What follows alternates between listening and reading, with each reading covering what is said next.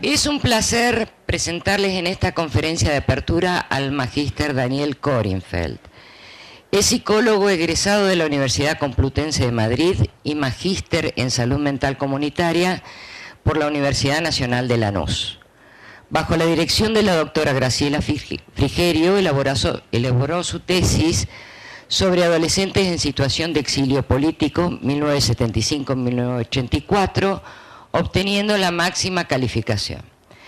Ha sido investigador en el Centro de Estudios Multidisciplinarios y del Ministerio de Educación de la provincia de Córdoba.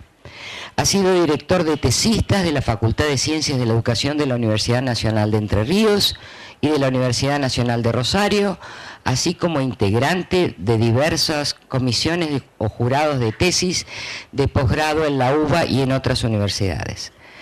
Cuenta con numerosas publicaciones, en su gran mayoría vinculadas a los jóvenes y el ámbito educativo, así como el dictado de talleres y conferencias sobre la misma temática.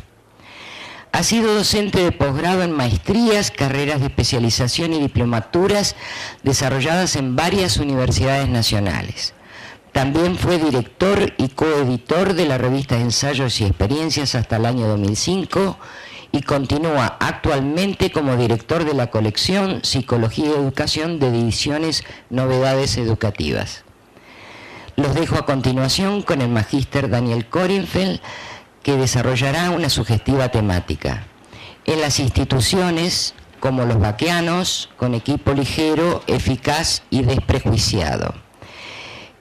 Si hay alguna pregunta, les sugerimos que la escriban y unos minutos antes de que termine la conferencia las vamos a retirar para instaurar un espacio de intercambio.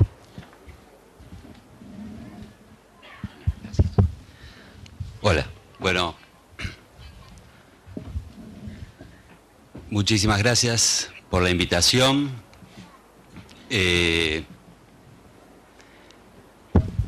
La verdad que les confieso que lo primero que querría es ver qué resonancia podría tener en cada uno de ustedes el título que pusimos, porque alguien ya me preguntó, ¿qué es eso?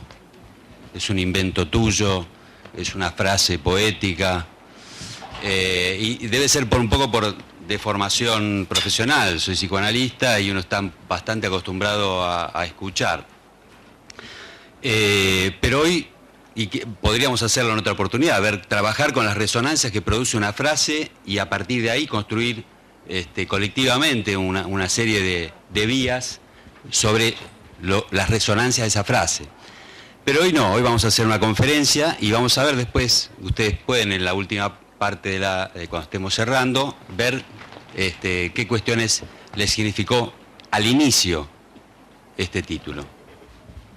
Y la frase no es un invento mío, sino está extractado de una frase de Fernando Ulloa, que yo ahora se las voy a leer.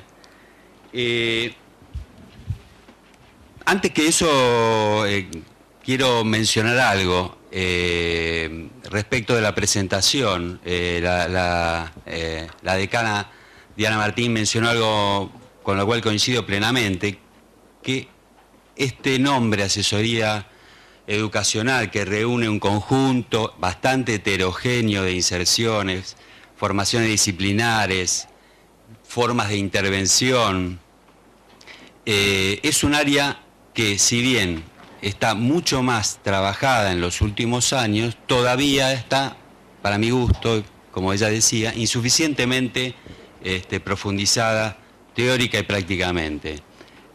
Nosotros hace muchos años que venimos en esa línea. Cuando fundamos la revista, la primera revista Ensayos y Experiencias, vos te debes acordar, estaba orientada exactamente a esa figura que podemos reunir bajo el nombre de asesor educacional, orientador, en fin, hay una serie de palabras que podrían usarse como sinónimo para después poder diferenciarlas.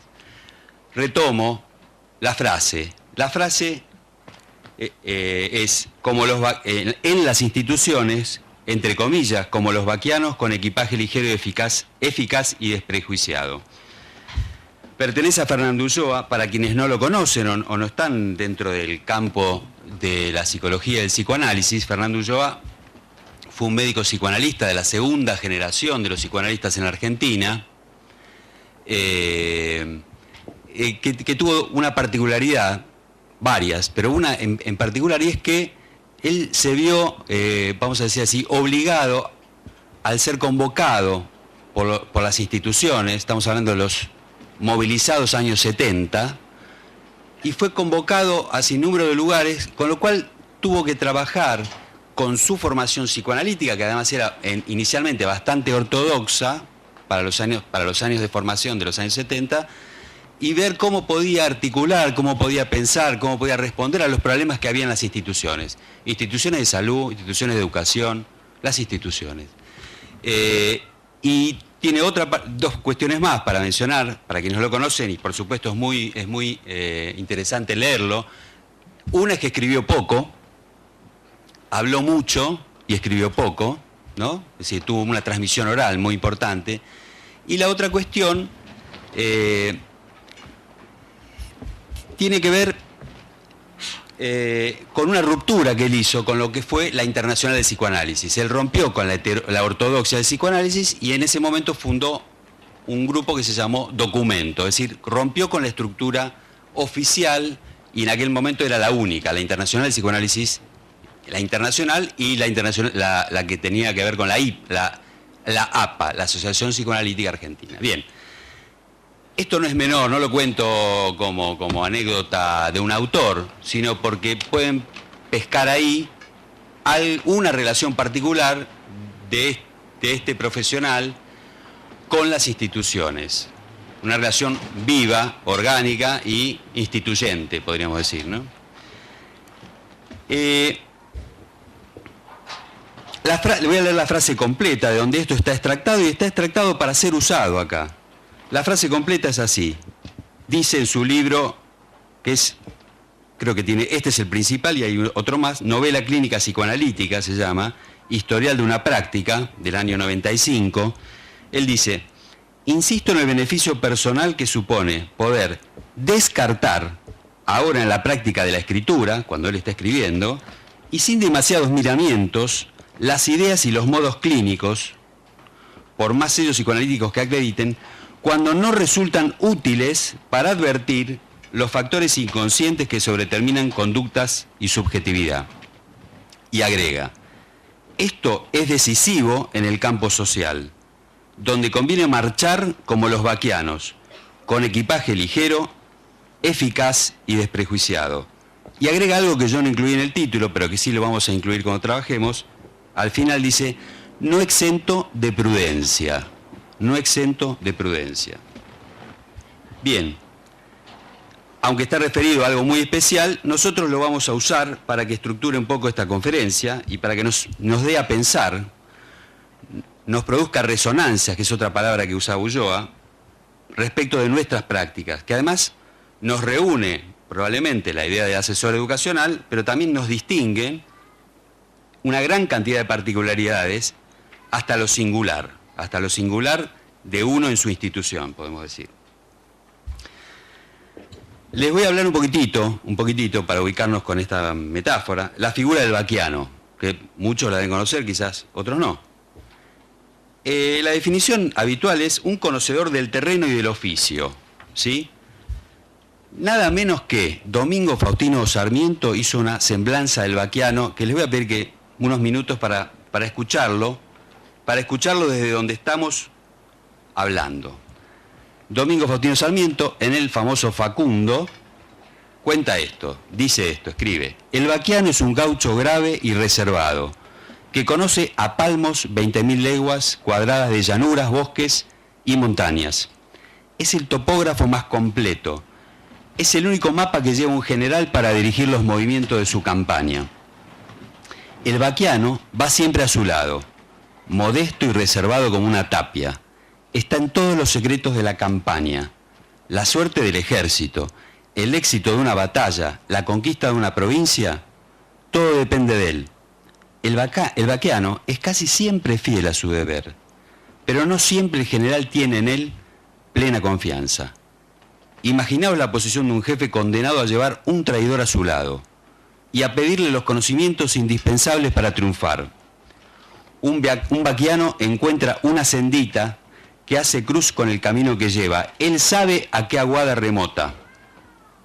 Si encuentra 1000, y esto sucede en un espacio de 1000 leguas, él las conoce todas, sabe de dónde vienen y van. Él sabe el vado oculto que tiene un río. Él conoce en los ciénagos extensos un sendero por donde pueden ser atravesados sin inconveniente. Un poquito más. En lo más oscuro de la noche, en medio de los bosques o en las llanuras, sin límites, perdidos sus compañeros, extraviados, da una vuelta en círculo en torno a ellos, observa los árboles, si no los hay, se desmonta, se inclina a tierra, examina algunos matorrales y se orienta de la altura en que se halla. Monta enseguida y les dice para asegurarlos, estamos en tal lugar, y va hacia allí. Y algo más, si aún esto no basta, o si se encuentra en la pampa y la oscuridad es impenetrable, entonces arranca pastos de varios puntos, huele la raíz y la tierra, las masca y después de repetir este procedimiento varias veces, se cerciora de la proximidad de algún arroyo salado o de agua dulce y sale en su búsqueda para orientarse fijamente. Sigue las descripciones del vaquiano. Dice que el vaquiano va por la pampa donde no hay caminos para atravesar, reconoce el horizonte, examina el suelo, clava la vista, se echa a galopar y a veces tiene que cambiar de rumbo. Bien, hay algunas descripciones, todas ellas son muy interesantes, son muy sugerentes cuando las empecemos a conectar. ¿Con qué? Con este otro territorio, que es el de las instituciones, o estos otros territorios que son las instituciones. Las definiciones habituales, decíamos, ¿qué dice vaquiano? Dice, experto, cursado, el cursado en algo, ¿no? Práctico de los caminos, trochas y atajos, un guía para poder transitar por ellos. Ahora, el diccionario dice que no se conoce la etimología de esta palabra, pero Ulloa, cuando habla del vaquiano, descubre, por decir así, una etimología que además uno la puede encontrar después si la busca, porque parece que la etimología es un andalucismo, es una palabra que provenía de Andalucía que se retomó en América. Y es así, escuchen. Dice que el sentido originario de la palabra vaquiano o vaquía es resto o deuda por cobrar.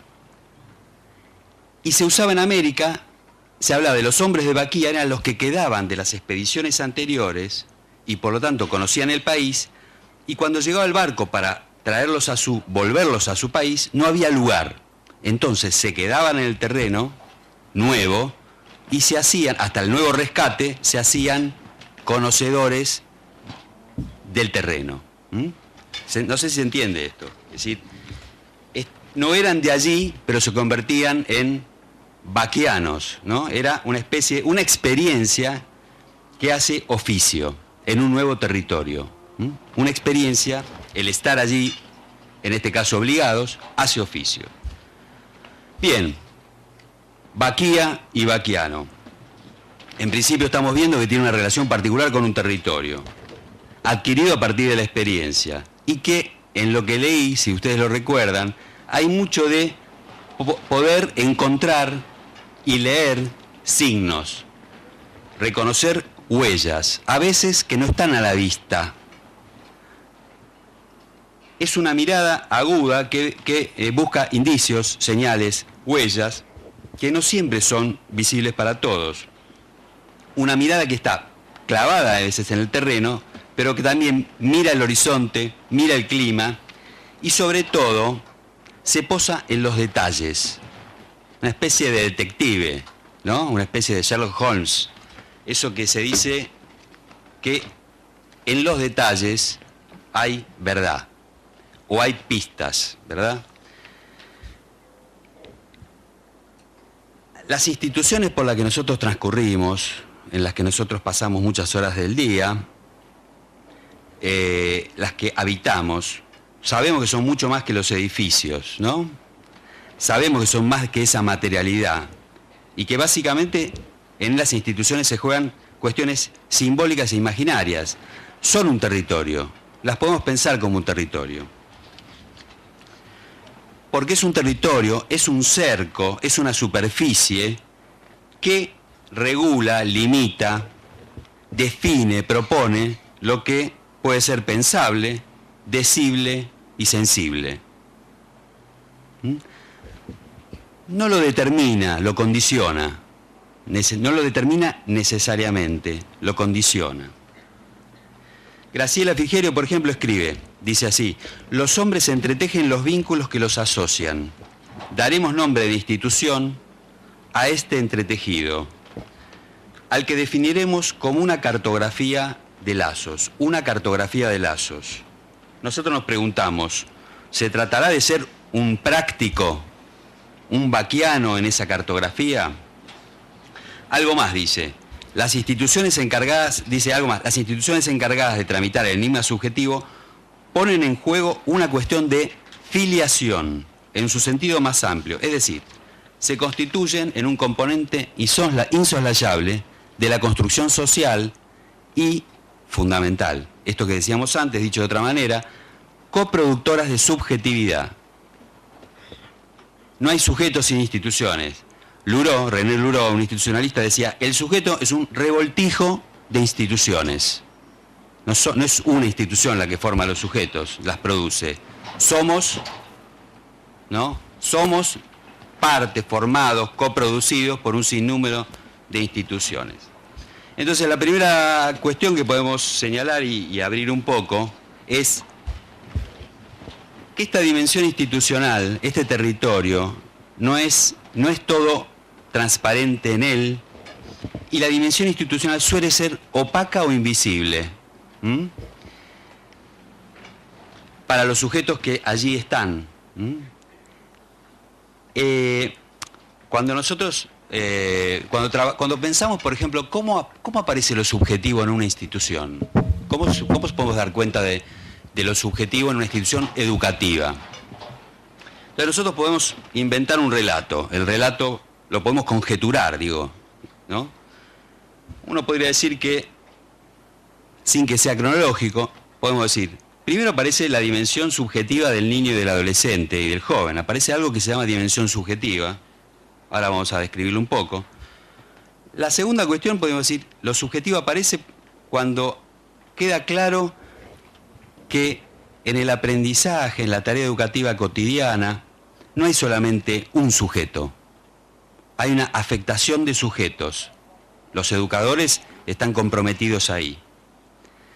La tercera cuestión es algo que nosotros estamos llamando como pérdidas, como duelos.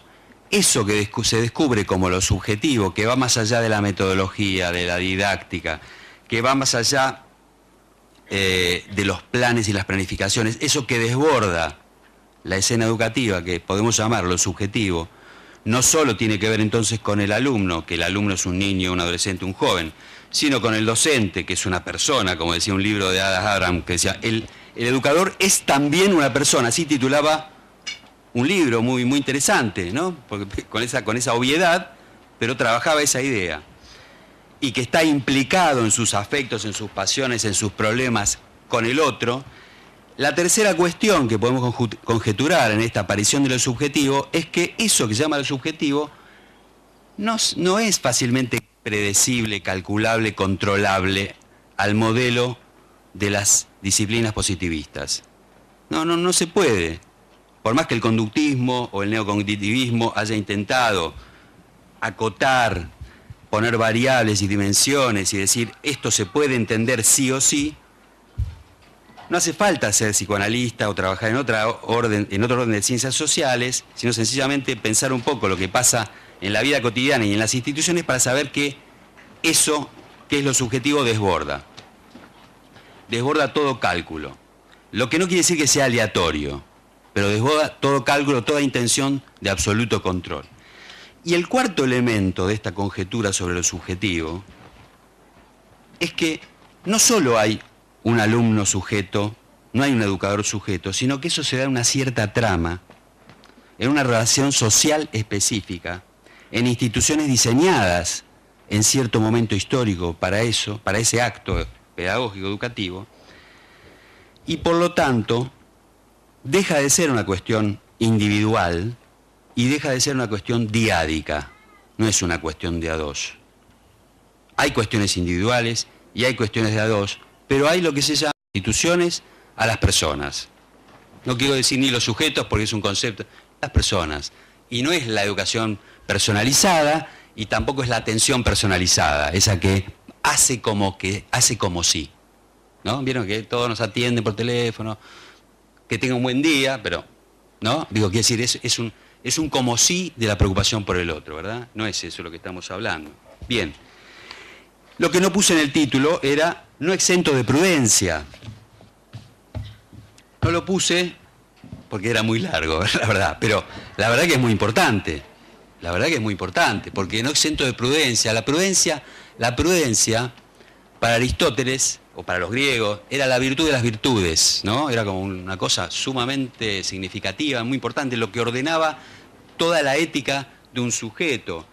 Y entonces, ahora, acá lo podemos pensar, si nosotros, por ejemplo, estábamos hablando la metáfora del territorio como institución, si estábamos hablando de alternativas e intervenciones como metaforizando sendero, atajo, ¿cuál sería algo cercano a la prudencia?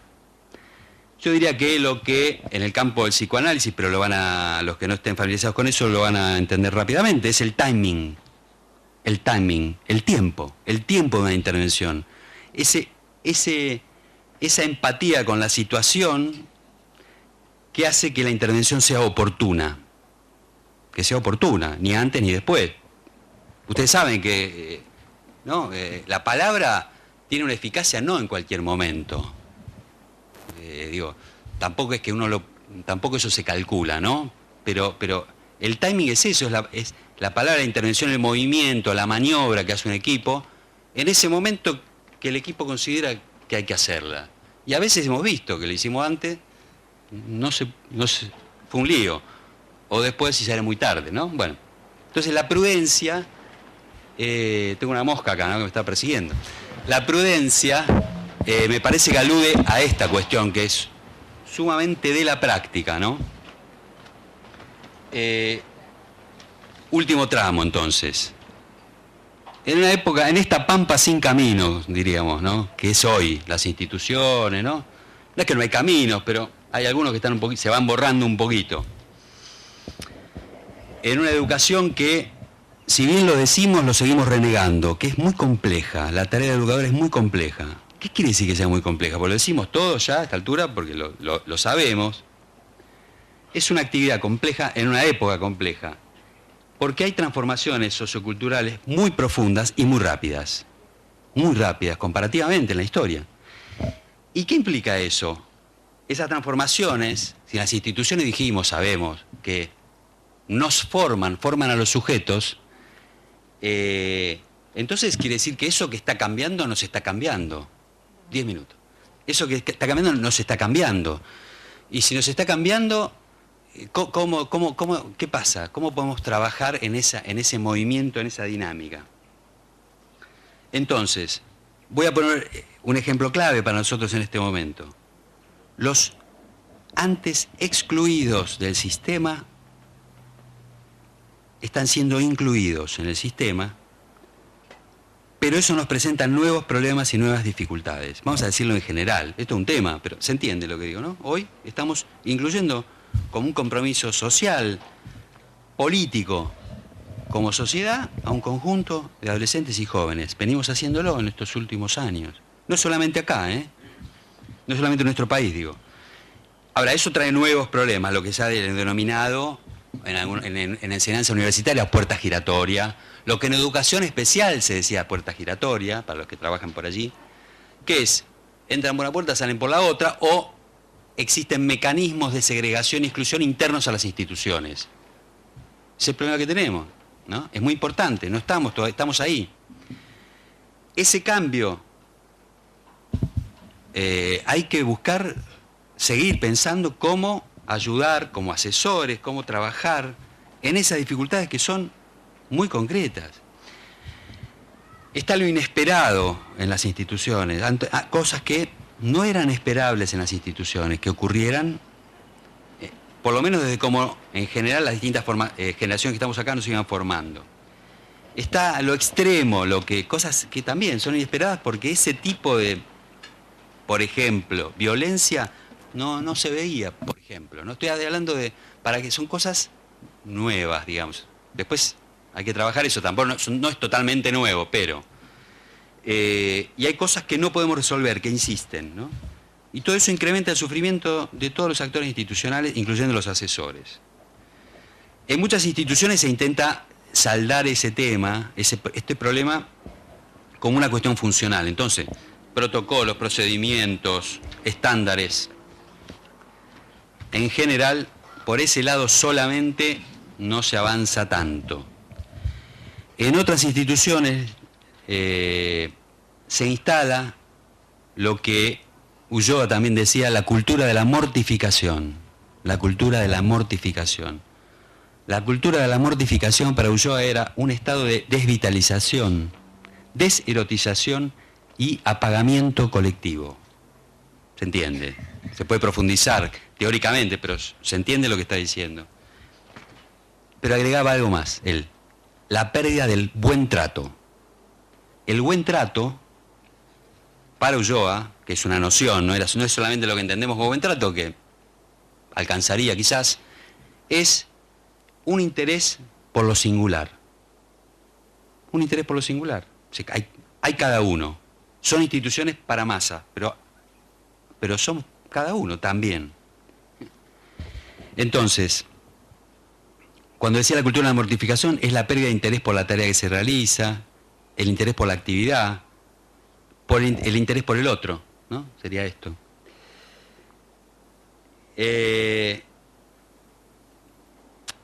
La crisis, esta complejidad a veces repetimos mucho porque es como un conjuro. Si lo repetimos, lo vamos a controlar, ¿no? O tratamos de entenderlo. En realidad tratamos de entenderlo. Y necesitamos un tiempo. Estamos en un tiempo de elaboración simbólica y procesamiento colectivo de esto. Saber dónde estamos, para un baquiano, es importante. Saber dónde estamos. O sea, no podemos estar a la altura de lo que pasa porque estamos en un momento de mucho cambio. Estamos ahí, ¿vieron como en lo que dice? Usted está aquí, ¿no? Bueno, eso tiene una función, ¿no? Esa flechita me dice, bueno, ¿a dónde voy? No sé. Es una pequeña orientación. Bien. Entonces, es una época de transición, disolución y nueva formación, podríamos decir, ¿no? Entonces no es solamente esto, ¿no? Desmoronamiento. No, pensémoslo también desde lo que estamos armando. Entonces, la tarea de los asesores desde una perspectiva institucional. Algunas cuestiones para ayudar a ese baquiano en lo que hoy hablamos. Dijimos, se trata de reactivar la implicación de los actores institucionales, ¿no? Reactivar esa implicación. Reapropiarse de los lugares de producción, del poder relativo que todos tenemos. No es un poder absoluto, es un poder relativo. A pesar de todo lo que sabemos, la jerarquización, la burocratización, las dificultades, los condicionantes, a pesar de todo eso, seguimos conservando un poder relativo que está absolutamente, ¿cómo se diría? Poco utilizado, digamos así, ¿no? Como eso que se dice, ¿vieron que se dice? No, el cerebro usamos no sé cuánto, ¿no? Bueno, lo mismo. De ese poder que tenemos me parece que usamos poco. Eso implica reponer en acto la dimensión institucional. Yo creo que el asesor tiene esto, es un poco, usted está aquí, pero el aquí complejo, es el aquí complejo, ¿no? Una relación diádica está en una relación mayor, esto que decíamos antes. Sostener la posición de que es posible saber hacer con el conflicto, con los desacuerdos, con las resistencias, con los dobles mensajes,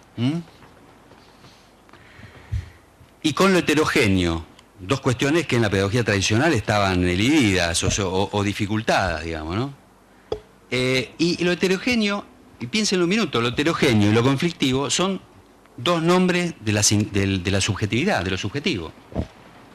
Lo conflictivo y lo heterogéneo, ¿no? Ulloa diría, restituir, propiciar la función de la ternura, decía él, que es la que puede funcionar como límite al despliegue irrestricto de la crueldad.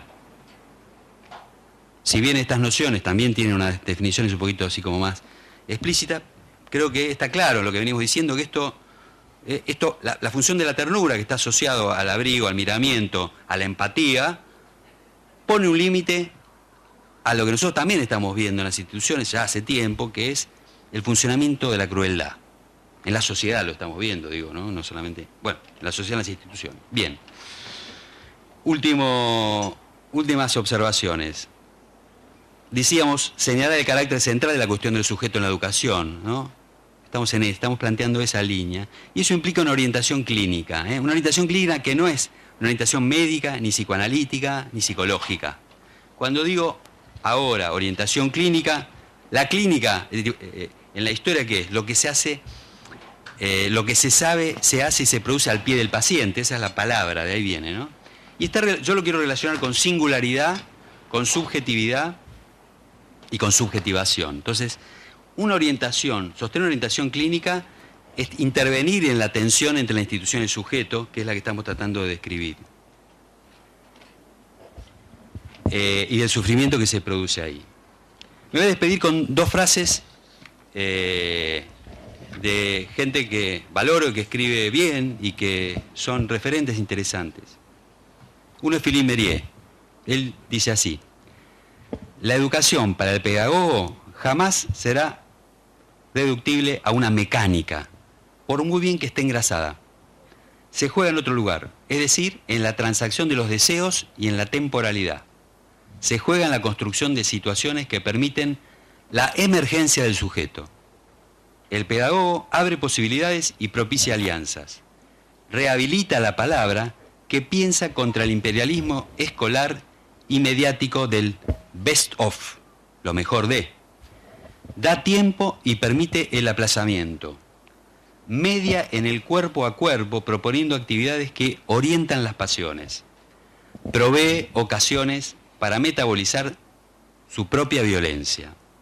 Reparte una cultura que modestamente liga lo más íntimo con lo más universal, sin brutalizar ni manipular al otro. Contrariamente al cognitivismo y a sus celadores que están en todas partes, y esto me parece muy importante, el pedagogo no pretende hacer milagros.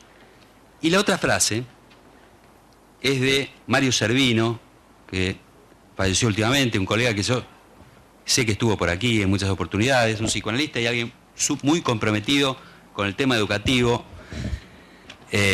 muy inteligente y muy de trinchera, que escribía cosas muy interesantes que se las recomiendo. Y bueno, como un homenaje a él, les quiero leer esta frase. Los nuevos dispositivos que necesitamos construir tienen que operar precisamente sobre la cultura de la queja, sobre la posición de víctima, tanto como sobre la naturalización de la crueldad a la que los nuevos procesos segregativos parecen acostumbrarnos. Es necesario crear las condiciones institucionales que permitan que ahí, donde lo que se produce es del orden del arrasamiento subjetivo y de la virtual renuncia a la posibilidad de pensar, puedan producirse nuevos saberes y una toma de posición que rompa con el escepticismo, el pesimismo y la imposibilidad de pensar lo nuevo. La indignación en la queja tiene que transformarse en organización y protagonismo responsable para enfrentar el empuje hacia la muerte con el que las políticas neoliberales siguen avanzando en el campo educativo. Muchas gracias por haberme escuchado.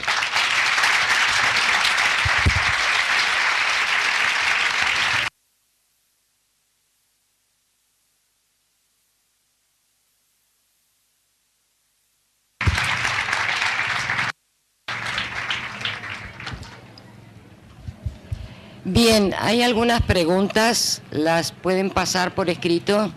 Si quieren también pueden preguntar y la pregunta. Bueno, me parece que no. Pueden preguntarla sencilla, si quieren, pero no sé si... Perdón.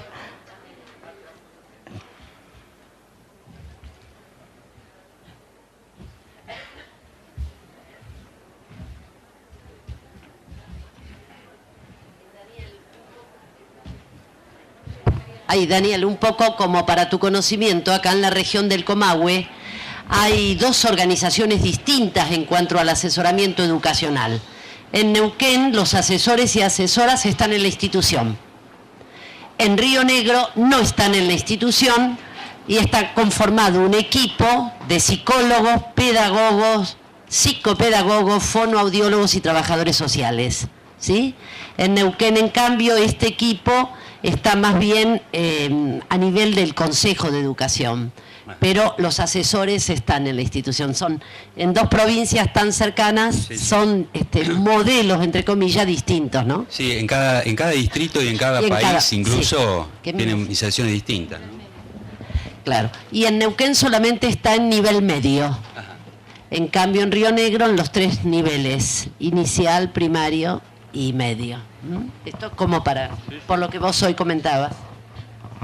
¿Alguien quiere hacer alguna pregunta? Le acerco el micrófono. ¿No?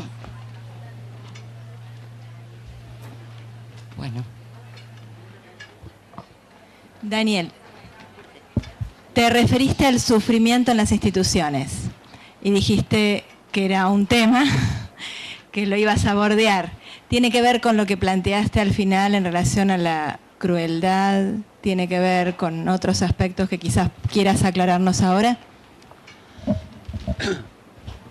Hay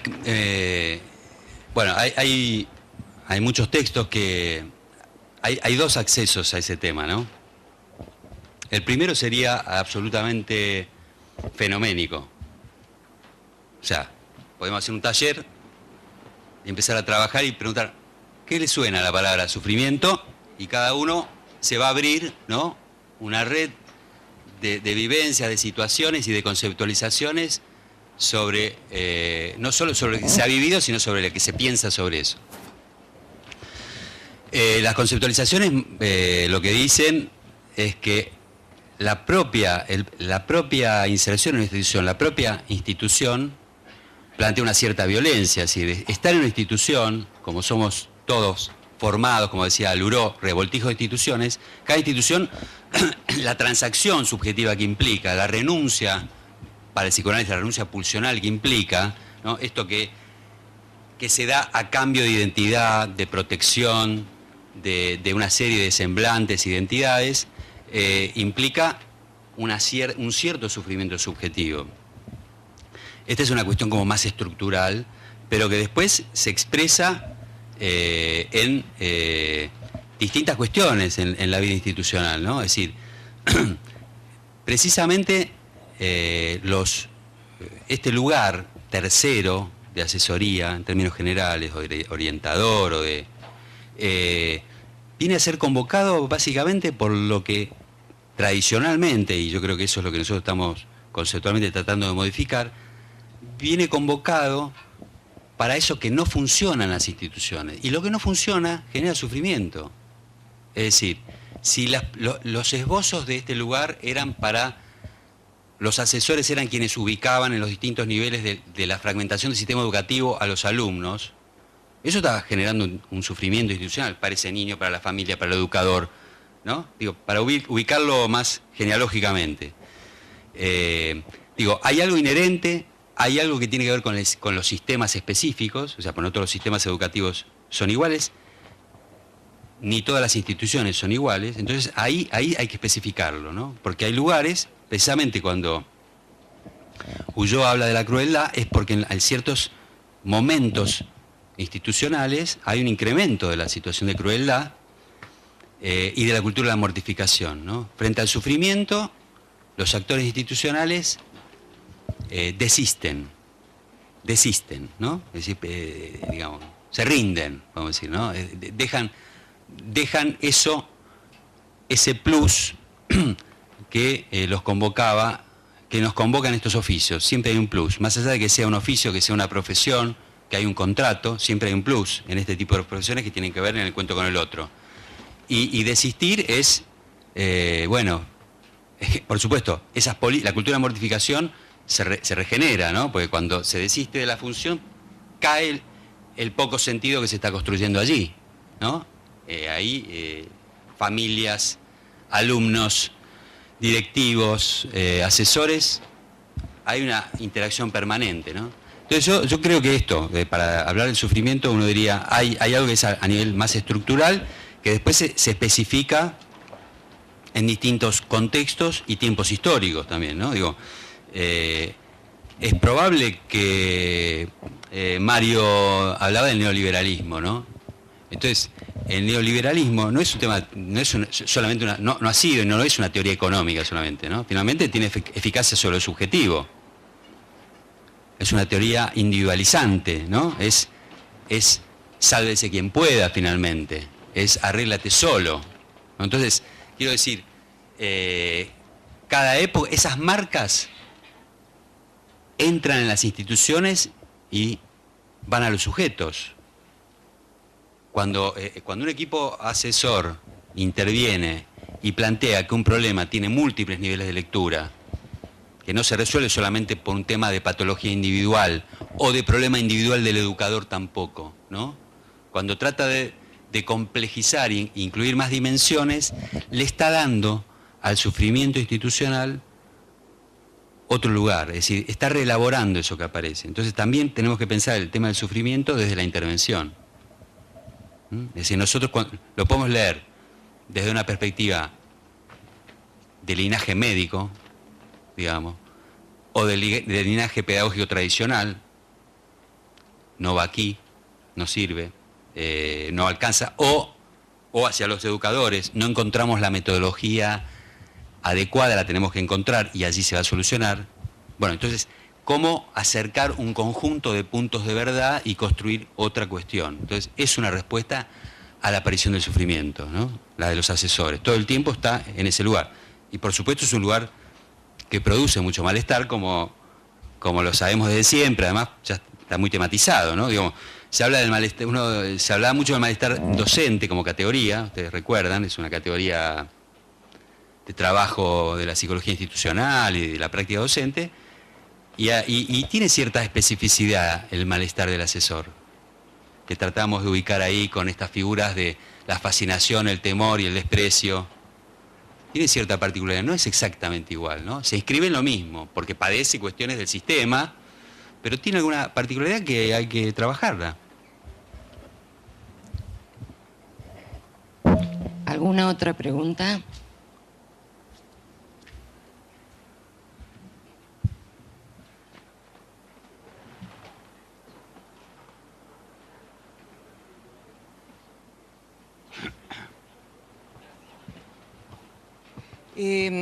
Sí, bueno, primero me pareció interesante la charla, la exposición, con unas cuantas puntas para seguir pensando, ¿no? Me gustó mucho esto de Baquiano como una figura que puede orientar lo que es un sujeto dentro de una institución en la búsqueda de cosas, digamos, ¿no?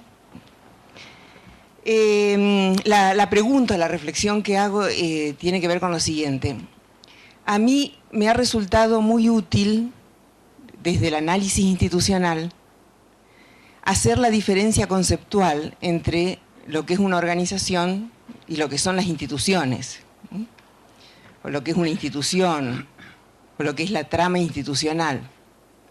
Entonces, cuando usted habla de esa realidad, de esa relación de dos que se produce en una trama, yo pienso en esta trama institucional, haciendo la diferencia, ¿no?, entre organización e institución, entendiendo a las instituciones como estos marcos más generales, invisibles, que funcionan sin que nos demos cuenta, pero que regulan los comportamientos. Quería saber cómo entendía usted esta diferencia, si es posible. Sé que hay autores como yo, inclusive, que no la hacen, ¿no? Y otros. Sí. Si uno, por ejemplo, sí, efectivamente, dentro del movimiento de la gente los autores que trabajan el tema de instituciones, algunos hacen la distinción, a otros no les importa, podemos decir, o van tomando cada palabra, sobre todo la palabra organización, de otra manera. Yo diría dos cuestiones. La palabra organización, precisamente en los años 90, en Argentina, para localizarlo, creo que no es solamente en Argentina, y hablando del neoliberalismo, quedó pregnada con las teorías del management, de la calidad total y de la escuela como empresa o la escuela como organización, ¿no? Entonces, tenemos que garantizar la calidad de los servicios, etcétera.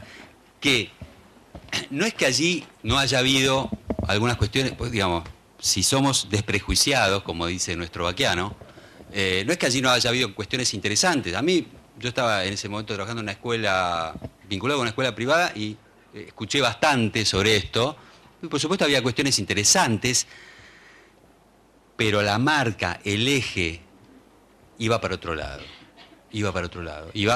Había ese pensamiento empresarial, está muy diferente que pensar a la educación como una institución de la cultura, como un dispositivo fundamental en la transmisión cultural, como una responsabilidad de la política colectiva.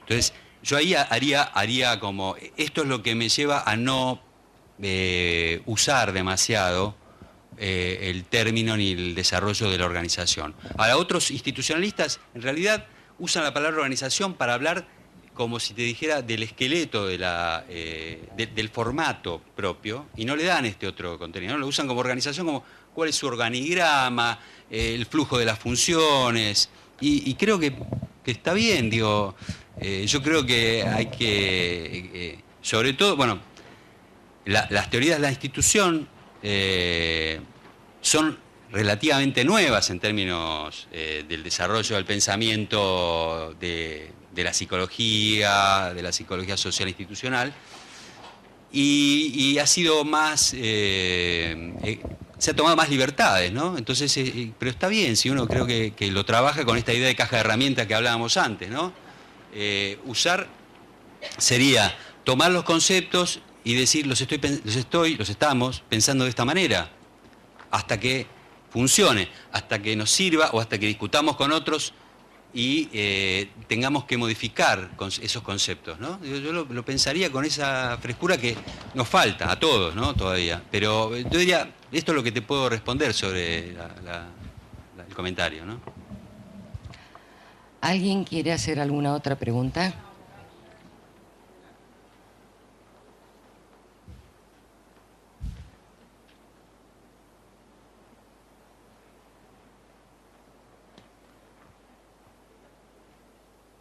Buen día. Hola. Sí, es un planteo y quizás me gustaría también saber su respuesta. Más que nada, en un momento, no sé si se escucha bien, en un momento hablabas de cambios profundos y rápidos, y mencionabas esto de la inclusión de compañeros y compañeras que habían sido excluidos del sistema educativo.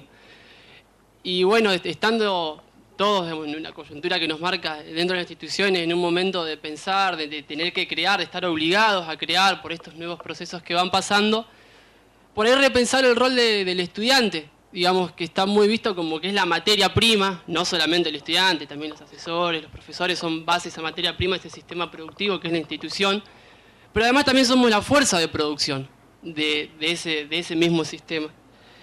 Entonces, bueno, creo que quizás por ahí, a la hora de pensar, a la hora de crear, sea cual sea el dispositivo, para, digamos, irnos reacomodando a este desborde de los tiempos y de los espacios, tiene que estar incluido también los estudiantes, pero digamos, no como pasivos, sino como una fuerza de producción activa, donde también, bueno, es un llamado a los compañeros estudiantes, a la organización de los estudiantes, que más allá de todas estas políticas de inclusión que se vienen dando, que nos las pueden dar, a la hora de que nos las quieran arrebatar, digamos, el paso decisivo entre que nos la saquen o no va a ser nosotros los estudiantes organizados. Entonces no sé cómo, digamos, en qué momento se lo plantea el estudiante. Por lo menos yo, dentro de lo que he leído, de las teorías que voy leyendo, no hay muchas que lo planteen en estos términos, no sé. A ver, te daría como dos registros de respuesta, ¿no? Uno es que no tengo ninguna duda que el estudiante también puede ser ese otro al que se le tiene miedo. Puede ser. No, si se le tiene miedo al colega, se le tiene miedo, digo, en estas ideas que el otro encarna figuras, miedo en el sentido de, a ver, voy a poner otro ejemplo para salir de la enseñanza superior, que está como más candente acá, además por el momento institucional, entiendo, ¿no? Consejo de Convivencia en las instituciones, en las escuelas medias. Yo participé en una experiencia. Incluir a los estudiantes, a los alumnos, ¿no? Costó muchísimo. Cuando se incorporaron, fue sumamente interesante y dio vuelta la experiencia. Bueno, no quiero decir la dio vuelta, la mejoró, la potenció, obligó a otras cosas, lo nuevo obligó a otras cosas.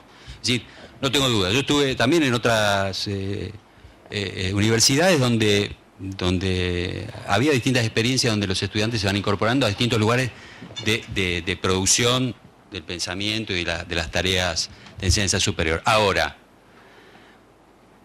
yo hablaba de lo conflictivo y lo heterogéneo, que es una práctica que cuesta mucho incluir en las instituciones. Entonces hay un timing de la política institucional que no se puede dejar de pensar. Es decir,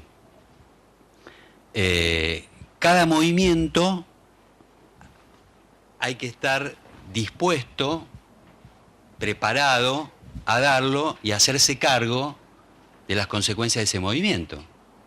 Y es muy interesante, pero el que lo motoriza tiene que estar a la altura o preparado para esa escena, ¿no? Es decir, a veces las relaciones entre los centros de estudiantes y las autoridades en las instituciones de educación terciaria generan cuestiones muy interesantes y a veces cuestiones muy paralizantes también, ¿no? Entonces, a eso me refiero, a esa lectura política y en situación que hay que saber cómo leer, hablando de los signos. En general estoy absolutamente de acuerdo, porque digo, hay ahí un potencial y además es un actor de la escena educativa en donde en realidad me parece que todos los dispositivos que ya existen de representación hay que revitalizarlos también, porque a veces son un poco, como todo, en las instituciones, todo el tiempo estamos viendo cuánto de lo instituido se burocratiza y cuánto de lo instituido se revitaliza. Y siempre revitalizar es que tiene una traza nueva. Si no, no hay manera, si no, no revitaliza, ¿no? Si no, es como que se reproduce algo tradicional. Y el movimiento de instituyente es ese, es esa marquita, ese trazo, esa novedad que produce un movimiento. Ahora, bueno, los movimientos a veces son de distinta intensidad, ¿no? Pero coincido, sí, me parece interesante. Bueno, además.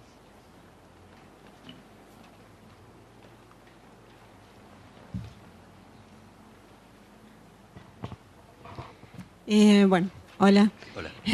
Yo quería preguntarte, en un momento, bueno, me quedó resonando la relación o el enganche que había entre extranjeridad y sobreimplicación. Quería ver si podías profundizar un poco en eso. La práctica de la extranjeridad es poder pensar que se requiere esa distancia. Para este tipo de lugar. Digamos, uno podría después aplicarlo o pensarlo para muchas funciones. Pero restringámonos a al lugar del asesor.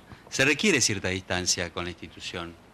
Se requiere cierta distancia con la tarea para poder pensarla y pensarse ahí y pensar a los otros, ¿no? Esa sería la extranjeridad. La extranjeridad es que de repente uno mira una cosa, mira un objeto de la institución, un funcionamiento de la institución, un hecho de la institución, una escena, un conflicto, y puede mirarlo con cierta extrañeza.